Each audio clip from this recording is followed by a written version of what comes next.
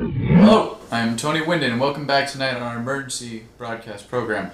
It has been 5 weeks since the release of what was hailed as the single greatest invention since the rewinder. Tonight we'll be showing you a short clip of our 3-part interview with rewinder inventor Lindsay Theodore Crinks, also sole remaining CEO of Arcadium Science. Mr. Crinks, can you recall how the concept of the rewinder first came about? Of course, Tony. Don't call me Tony. Yes, of course. I also just wanted to say what a pleasure it is to be back on the program. Yeah. Mr. Crinks, if you could get on with the... Mr. Crinks, if you could get on with the... Mr. Crinks, if you could get on with the... Right. Well, the Arcadium Science Institute was contracted by NASA to develop a faster-than-light propulsion system. NASA was especially interested in developing a variation of the Alcubierre warp drive.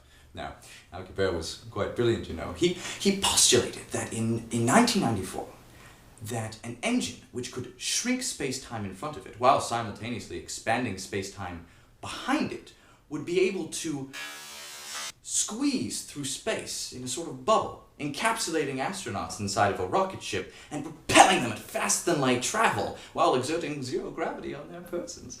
So how did that shift to marketing to the consumer industry? Well, we were able to manufacture an Alcubierre warp drive that got as far as the ignition stage. Then what? It deflated?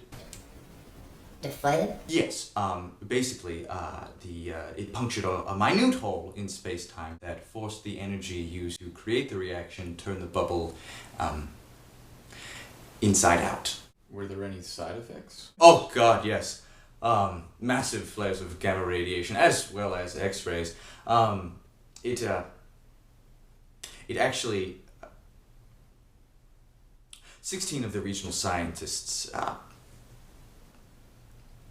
mutated.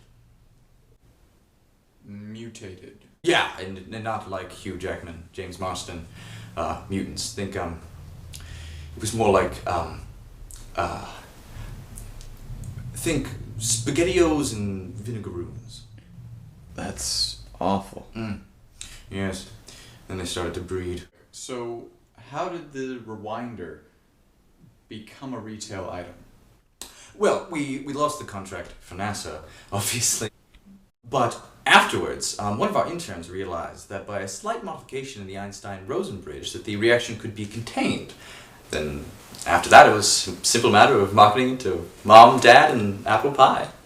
And that brings us to the obvious side effects that we are currently experiencing. Well, we didn't expect the product to be used quite so often as our salvage research shows that it was. The product was marketed as an instant redo button for any household accident. Well, we meant more volatile households. And what would that mean? Households located in chemical plants? The rewinder was supposed to be used for chemical spills? No, it was meant to be used with more restraint. You didn't expect that 1,200,000 people to purchase a device which Rewinds time. and use it to do potentially life-threatening activities. I don't think you're hearing me. Restraint, really. Use rewinder to undo social hiccups. Use rewinder instead of condoms. Is that maxim? Because we had some legal Use issues. rewinder to achieve your dreams of adrenaline intoxication. I don't even know what that means. Well, studies show. Use rewinder to not die. Then, of course, there was the batch of malfunctioning units. That was a mistake. Someone forgot to carry a 2 and seal the uranium compartment. 10,000 dead in the first hour. They never found the bodies. Korean man found on moon. There was a rift. A rift. 20,000 burned by radiation by the third hour. For some reason, the second hour worked fine. It was during the second hour that 20,000 eventually became burned by the third hour. Tuesday. London gone. That's the headline. Okay. Turns out, it's still there. In another dimension. Which one? It's full of sharks.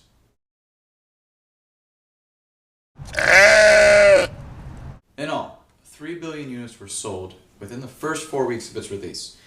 And it had one warning on the label. It reads, "Disclaimer, reduces mass of dark matter in surrounding space/solar system." That was enough. Was that enough? FDA doesn't regulate dark matter, man. Mr. Crinks, you may be the biggest douchebag in the history of time. Well, I don't think that's fair. How is that not fair? Well, you ponder that. I'm going to move on to my next question. Can you fix this? Well, it would eat into sales.